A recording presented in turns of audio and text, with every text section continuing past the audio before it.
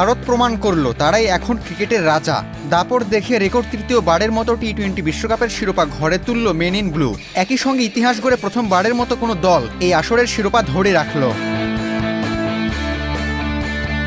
আহমেদাবাদের নরেন্দ্র মোদী স্টেডিয়ামে টসে জিতে ভারতকে ব্যাটিংয়ের আমন্ত্রণ জানান নিউজিল্যান্ডের অধিনায়ক মিচেল স্যান্টনার। ব্যাট করতে নেমে শুরুতে 2 ওভার দেখে শুনে খেলেন ভারতীয় 2 ওপেনার। এরপরে কিউই বোলারদের উপর চড়াও হন তারা। 4 ছক্কার বন্যায় পাওয়ার প্লেতে 6 ওভারে বিনা উইকেটে 92 রান তুলে নেয় ভারত। দুর্দান্ত ব্যাটিং ইনিংসের ভিত গড়ে দেন সঞ্জু স্যামসন। 89 রানের ঝকঝকে ইনিংস খেলেন তিনি। তার সঙ্গে অভিষেক শর্মা করেন 52 রান এবং ঈশান কিষান যোগ করেন 54 রান। তাদের ব্যাটে ভর করে নির্ধারিত 20 ওভারে বিশাল 255 রানের সংগ্রহ দাঁড় করায় মেন ইন ব্লু। টি-20 বিশ্বকাপের ফাইনালের ইতিহাসে এটি প্রথমবার যখন কোনো দল 200-এর বেশি রান করল। বিশাল লক্ষ্য তারা করতে নেমে শুরু থেকে চাপে পড়ে যায় নিউজিল্যান্ড। নিয়মিত বিরতিতে উইকেট হারাতে থাকে কিউইরা। টিম সেফহার্টের 52 রান ছাড়া আর কেউই ভারতীয় বোলিংয়ের সামনে দাঁড়াতে পারেননি। ফলে বড় ব্যবধানে হার নিয়ে মাঠ ছাড়তে হয় নিউজিল্যান্ডকে।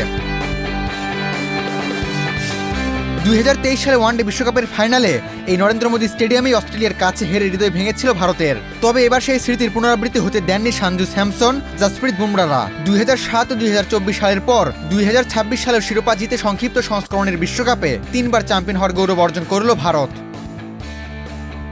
আবু তালহা, বাংলাদেশ প্রতিদিন।